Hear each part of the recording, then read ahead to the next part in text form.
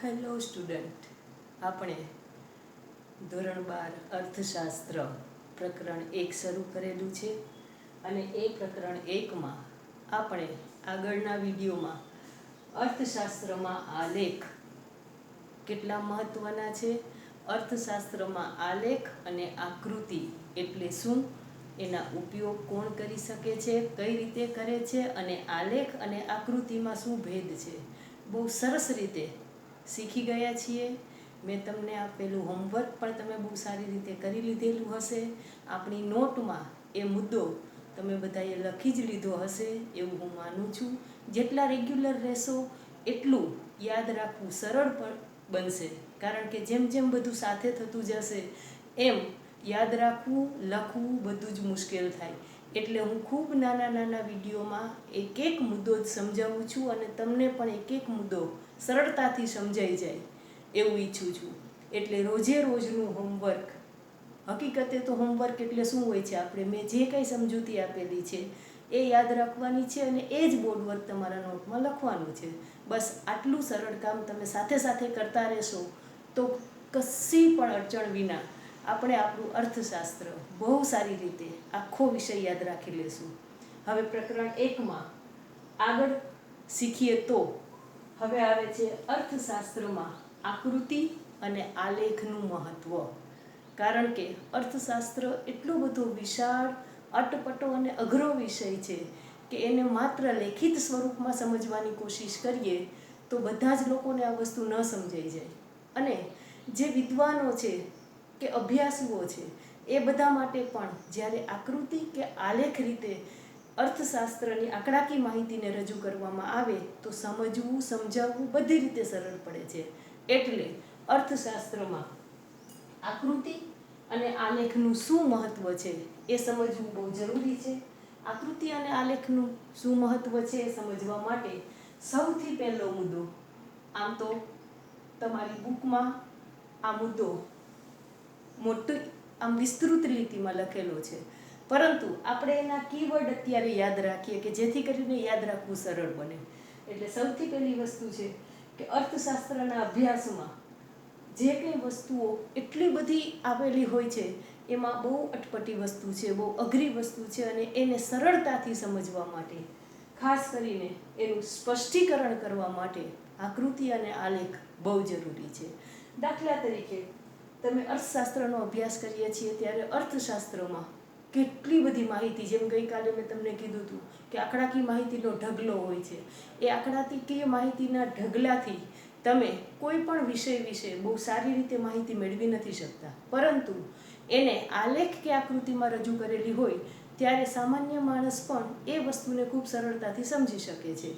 હવે એટલી બધી માહિતી છે, એમાંથી એક માહિતી જ આપણે લઈએ કે ભાઈ ગરીબીનું પ્રમાણ, તો ભારતમાં ગરીબીનું પ્રમાણ કેટલું છે. જો એ વસ્તુ જોવી હોય તો આંકડાકીય માહિતી આપણને જિલ્લાવાર, રાજ્યવાર, આખા દેશની બધી જ ગરીબીના આંકડા આપણી પાસે આવશે, પરંતુ એનો અભ્યાસ કરવા જઈએ તો બહુ અટપટું અને અઘરું લાગે. પરંતુ એ જ આંકડાકીય માહિતીને આલેખમાં દર્શાવેલી હશે અને ભારતના દરેક રાજ્યમાં ગરીબીનું પ્રમાણ આલેખની રીતે જોવા જઈશું તો પછી જે આલેખમાં જે સ્તંભ મોટો છે એ રાજ્યમાં સૌથી વધારે ગરીબી છે, જે સ્તંભ નાનો છે એ રાજ્યમાં ઓછી ગરીબી છે.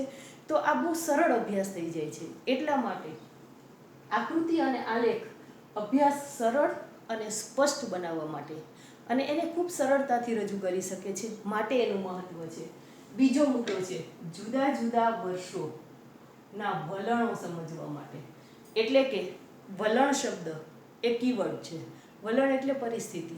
જુદા જુદા વર્ષમાં કેવી પરિસ્થિતિ છે, દેશમાં અર્થતંત્રની હાલતની વાત કરીએ અથવા તો દેશમાં શિક્ષણની વાત કરીએ, મોંઘવારીની વાત કરીએ તો 2000ની સાલમાં ભારતની સ્થિતિ શું હતી, 2020માં શું છે, 2010માં શું છે, અથવા તો સ્વતંત્રતા સમયે ભારતમાં કયા પ્રકારની પરિસ્થિતિ હતી. આ જુદા જુદા વર્ષો અને જુદા જુદા સમયના સંદર્ભમાં આંકડાકીય માહિતી ભેગી કરીને એની એકબીજાની તુલના કરી શકાય છે કે જેથી સરળતાથી આ વસ્તુને સમજી લઈએ છીએ.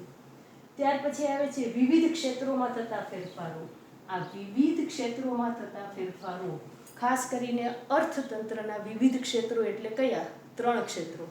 અર્થતંત્રના 3 ક્ષેત્રો એમાં સૌથી પહેલું ક્ષેત્ર કૃષિ, બીજું ક્ષેત્ર ઉદ્યોગ અને ત્રીજું ક્ષેત્ર સેવા. અર્થતંત્ર કોઈ પણ દેશનું આ ત્રણ ક્ષેત્રો સાથે મળીને એના ઉપરનો અભ્યાસ કરવામાં આવે છે. એટલે આ જુદા જુદા ક્ષેત્રોમાં થતા ફેરફારો, જેમ કે આપણે એવું કહીએ છીએ કે જેમ જેમ દેશનો વિકાસ થતો જાય એમ એમ કૃષિ ક્ષેત્રનું મહત્ત્વ ઘટતું જાય, ઉદ્યોગ અને સેવા ક્ષેત્રનું મહત્ત્વ વધતું જાય, તો એ દેશે વિકાસ કર્યો છે. એટલે કે રાષ્ટ્રીય આવકમાં ઉદ્યોગ અને સેવાનો હિસ્સો વધતો જાય અને કૃષિ ક્ષેત્રનો હિસ્સો ઘટતો જાય, તો આવા દેશે વિકાસ કર્યો છે. તો આ વસ્તુને સમજવા માટે કૃષિ ક્ષેત્રનો રાષ્ટ્રીય આવકમાં હિસ્સો કેટલો, ઉદ્યોગ ક્ષેત્રનો રાષ્ટ્રીય આવકમાં હિસ્સો કેટલો, સેવા ક્ષેત્રનો રાષ્ટ્રીય આવકમાં હિસ્સો કેટલો, અને એની સાથે સાથે કૃષિ ક્ષેત્રનો રોજગારીમાં શું ફાળો છે, ઉદ્યોગ ક્ષેત્રનો રોજગારીમાં શું ફાળો છે અને સેવા ક્ષેત્રનો રોજગારીમાં શું ફાળો છે, આ બધા જ આંકડાને જ્યારે એક આલેખના રૂપે રજૂ કરીએ ત્યારે સમગ્ર દેશની આ ત્રણ ક્ષેત્રોમાં થતા પરિવર્તનો અને ફેરફારોને બહુ સરળતાથી સમજી શકાય છે. એટલા માટે વિવિધ ક્ષેત્રમાં થતા પરિવર્તનો સમજવા માટે પણ આકૃતિ અને આલેખ બહુ જરૂરી છે. ત્યાર પછીનો મુદ્દો ચોથો છે અર્થતંત્રમાં જુદા જુદા વર્ગો, પ્રદેશો, ક્ષેત્રો અને સમયગાળા વચ્ચે તુલના કરવા માટે, એટલે કે સરખામણી કરવા માટે. આવી તુલના જ્યારે બે વર્ગો વચ્ચેની તુલના કરવાની આવે છે ત્યારે આપણે જોઈએ કે દેશમાં આર્થિક અસમાનતાની વાત થતી હોય ત્યારે ગરીબી રેખા નીચે અને મધ્યમ વર્ગ અને ઉચ્ચ મધ્યમ વર્ગ અને અમીર વર્ગ આવા ભેદ જોવા મળે છે. તો આ જ્યારે ગરીબ અને અમીર એની વસ્તી અર્થતંત્રમાં કેટલી છે તો એની આંકડાકીય માહિતી હોય તો એને સ્તંભ રૂપે આલેખમાં બહુ સરસ રીતે રજૂ કરી શકાય. એટલે જુદા જુદા વર્ગોને બહુ સારી રીતે અને સરળતાથી સમજી શકાય. ત્યાર પછી છે જુદા જુદા પ્રદેશો વિશેની માહિતી.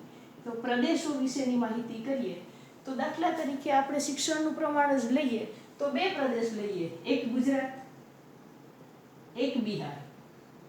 કોઈ પણ બે રાજ્યમાં શિક્ષણનું પ્રમાણ કેટલું છે અને એની તુલના કરીએ, અથવા તો 2 થી વધારે રાજ્યોની તુલના કરીએ, તો બે પ્રદેશો વચ્ચેની અને પ્રદેશમાં બે દેશ વચ્ચેની, બે જિલ્લા વચ્ચેની જ્યારે તુલના કરવામાં આવે છે ત્યારે બહુ સરળતાથી આલેખ દ્વારા આ તુલના કરીને કયા પ્રદેશમાં સૌથી વધારે શિક્ષણનું પ્રમાણ છે કે કયા પ્રદેશમાં સૌથી વધારે ગરીબીનું પ્રમાણ છે બહુ સરળતાથી આપણે સમજી શકીએ છીએ.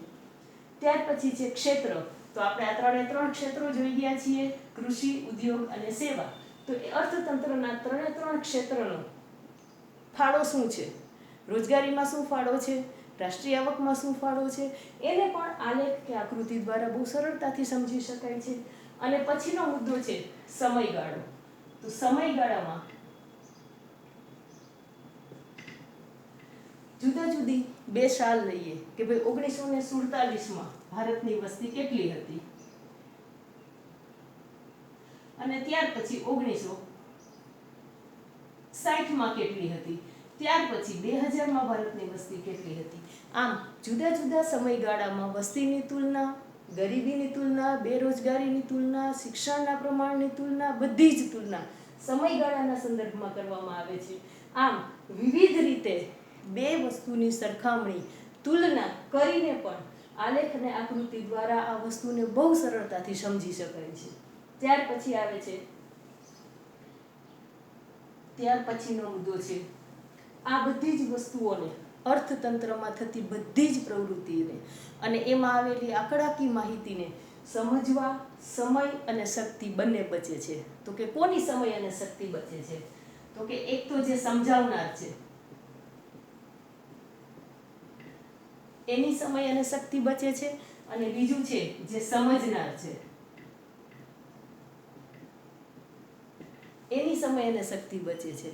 કોઈ પણ વસ્તુની આંકડાકીય માહિતીનો ઢગલો હોય અને એને સમજાવવાનું હોય તો કેટલી બધી કલાકો જોઈએ. સમજાવનારને પણ ખૂબ બધી કલાકો જોશે સામેવાળી વ્યક્તિને સમજાવવા માટે, અથવા તો વાંચનારને જ્યારે કોઈ વસ્તુ વાંચવા બેસે ત્યારે કે ભારતમાં ગરીબીની જ વસ્તુ જોઈએ અને ગરીબીના આંકડા જોઈએ તો એ ઢગલાબંધ આંકડા હોય, એના ચઢાવ ઉતાર હોય, અર્થતંત્રની જુદી જુદી પરિસ્થિતિ હોય, આ બધું જ જ્યારે લેખિત સ્વરૂપમાં હોય ત્યારે સમજવું બહુ મુશ્કેલ હોય, એટલે સમજાવનારને પણ બહુ મુશ્કેલ પડે છે અને સમજનારને પણ મુશ્કેલ બને છે. પરંતુ આ જ વસ્તુને જ્યારે આલેખમાં બતાવી દીધેલી હોય છે તો કયા વર્ષમાં ગરીબી સૌથી વધારે હતી, કયા વર્ષમાં એમાં ઘટાડો થયો છે, કયા વર્ષમાં એ સ્ટેબલ થઈ છે, આ બધી જ વસ્તુ સમજાવનાર અને સમજનાર બંને માટે સરળ બને છે. એટલા માટે બંનેની સમય અને શક્તિ બંને બચે છે. એટલે અહીંયા કીવર્ડ યાદ રાખવાનો છે, સમય અને શક્તિ.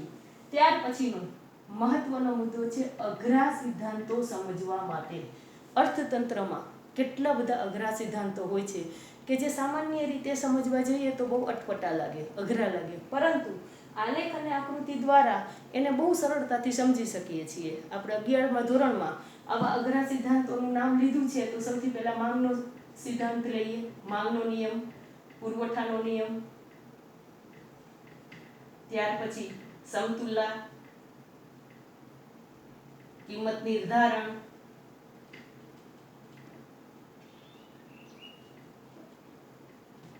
માંગની મૂલ્ય સાપેક્ષતા,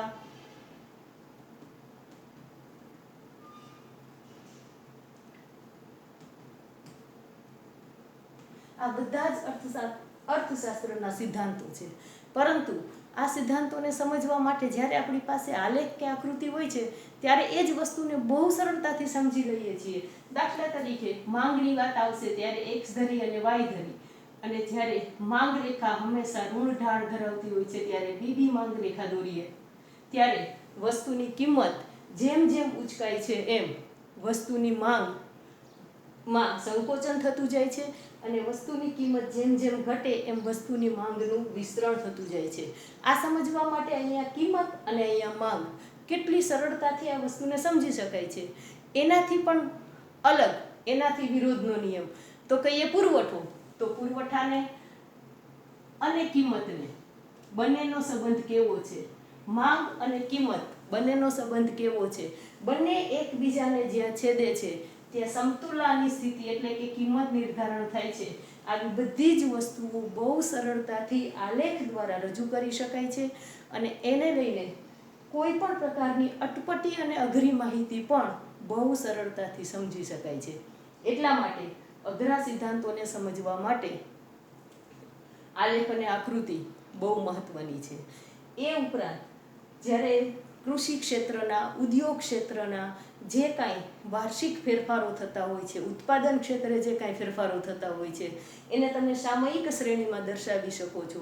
એ જ રીતે ઉદ્યોગ ક્ષેત્રમાં જે ફેરફારો થતા હોય છે તો ઉદ્યોગ ક્ષેત્રમાં તેજી, મંદી, ઓટ, સુધારણા, આપણે 11મા ધોરણમાં આ વસ્તુ જોઈ ગયા તો સામયિક શ્રેણી સ્વરૂપે સાવ સરળતાથી બતાવી શકાય છે. તેજી, મંદી, ઓટ, સુધારણા, આ જે સામયિક શ્રેણી માત્ર જુદા જુદા બિંદુઓને જોડીને એક આકૃતિ બનાવીએ છીએ. એના દ્વારા આ સ્તંભ ઉપર જતો, જે કાંઈ રેખા ઉપર જતી છે, નીચે જતી છે, ફરી ઉપર જાય છે, તો આ બધી વસ્તુઓને ઉદ્યોગ જગતમાં થતા ફેરફારો, કૃષિ ક્ષેત્રમાં થતા ફેરફારો એને પણ બહુ સરળતાથી સમજાવી શકાય છે. એટલા માટે આજનો આપણો મુદ્દો અર્થશાસ્ત્રમાં આકૃતિ અને આલેખનું મહત્વ શું છે એ સમજવા માટે મુખ્ય 6 મુદ્દા યાદ રાખવાના છે. અને આ 6 મુદ્દા છે એટલે પરીક્ષામાં એ 3 માર્કમાં પૂછાઈ શકે છે અને એ ખૂબ સરળ છે.